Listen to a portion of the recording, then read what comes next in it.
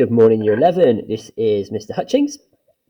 So this video is going to be giving you an overview of your Paper 3 history exam that you will sit in your mock exams in a week or so. You'll also sit this in the summer of 2023, so at the end of this academic year.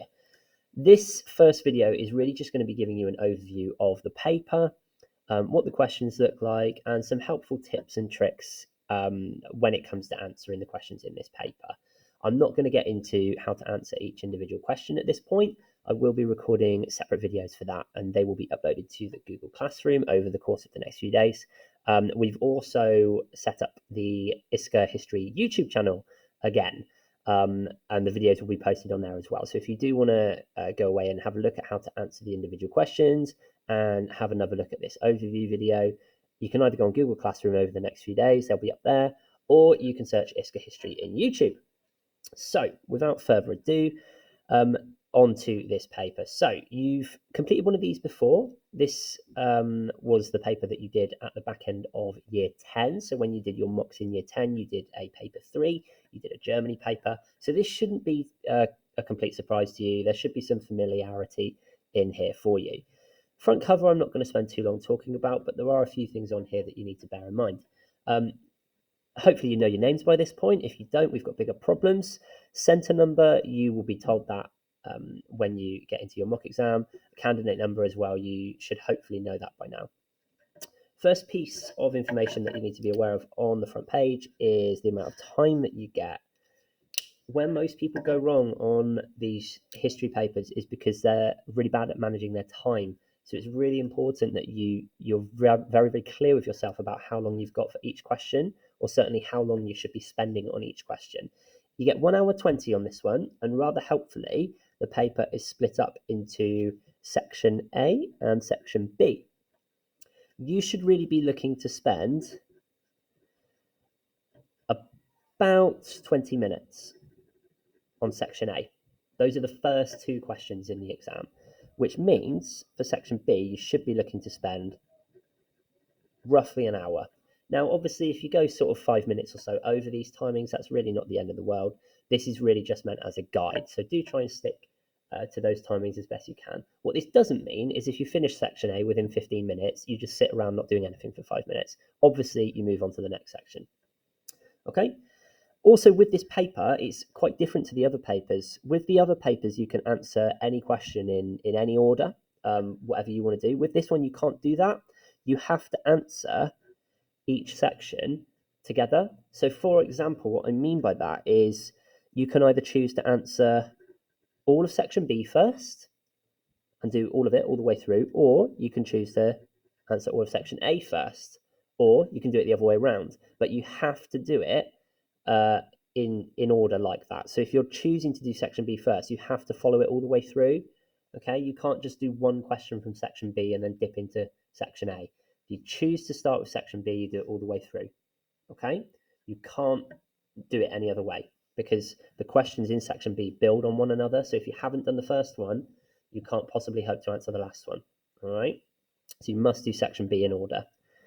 The only other thing to make you aware of on here is that it's out of 52.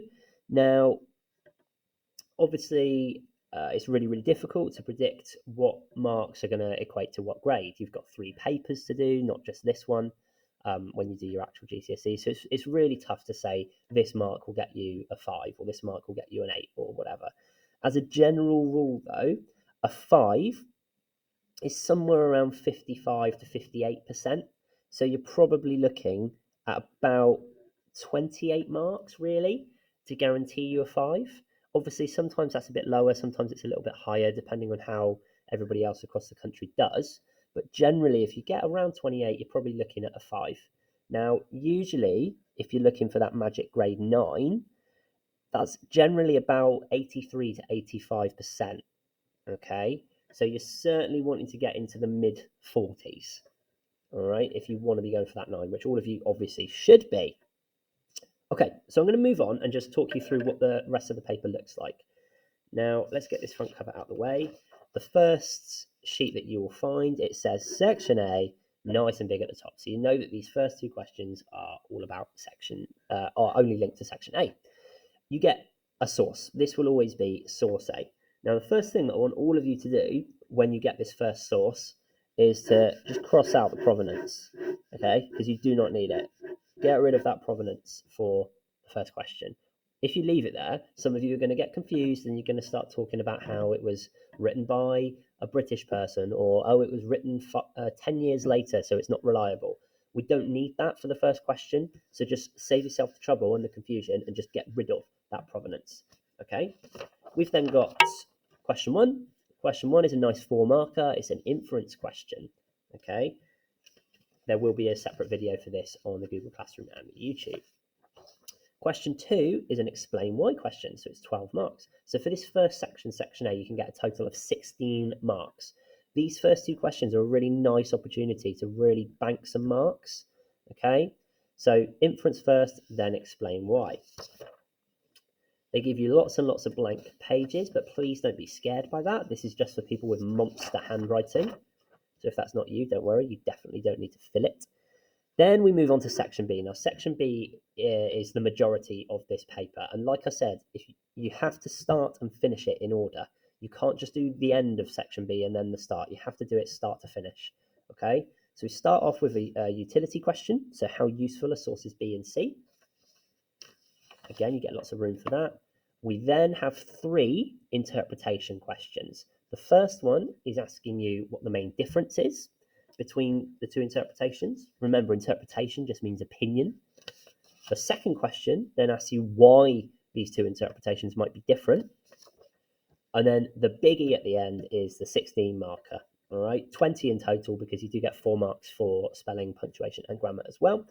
This is the big question. Okay, and we are going to spend the majority of our lesson today looking at this question and the other 2 interpretation questions because this is where a lot of people drop marks. Okay, so that is the entirety of the paper, but you also will get one of these.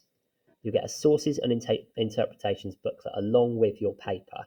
Okay, this is like your Bible. This is gold dust. Okay, because this is where you find your 2 sources for the utility question and your 2 interpretations for the last 3 questions of section B.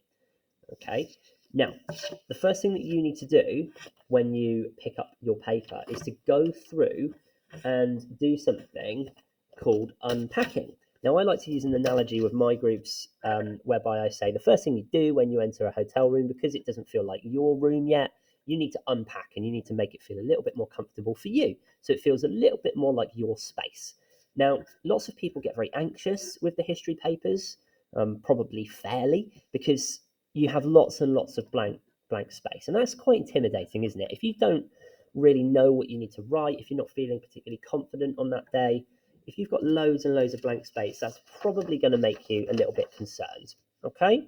Now, one way to try and prevent that anxiety or try and reduce that stress is to make the pages feel like just a page in your exercise book, to make them feel a little bit like your own. One way to do that is to unpack your knowledge throughout the paper. So for the first 5 minutes of your mock exam and your real thing, I want you to just go through the paper, read the questions, and start jotting down bits of knowledge. And it really doesn't matter what this looks like. Okay, nobody's going to care if you're drawing pictures. Nobody's going to care if you mess up your spelling when you're just making notes. The notes are for you. So do it in a way that makes sense to you. I'll give you an example of how I might do some unpacking now. So I'm going to look at question 2. It says, explain why the German economy recovered in the years 1924 to 29. Now, first thing I'm going to do is make sure I know what I'm talking about. So I'm talking about the economy, so money, and I've got my date range there as well. Now, instantly, I know that I need to be talking about Stresemann, and they've given me 2 helpful bullet points here to sort of help me with my understanding. Now, I'm just going to jot down anything here I remember about Stresemann and how he helped Germany recover. So they've given me the Dawes plan, so I might just go, right, okay, Dawes. So I know that gave Germany a loan of 800, let's get rid of the pound sign, 800 million marks, okay, or 25 billion dollars. Okay, that's just for industry. I also know that it fixed payments at 50 million a year. Okay, now they're not good sentences, are they? But it's just notes for me. It helps it make sense to me.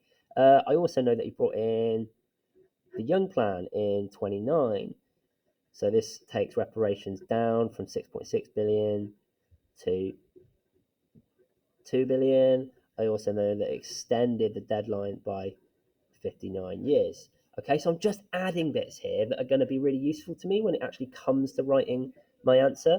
This is what I mean by unpacking. You're going through and you're making this seem a little bit more comfortable for yourselves. So, Miss Lewis, if you're now watching this video with one of your groups, could you please go through this with your group? So we're going to pause the video here. I want you to now go through the remaining questions that you have. I think you've just got the interpretations questions. Can you now go through and start jotting down anything that you know about this period of time? Okay, so pause the video, have a go at that now for me, please.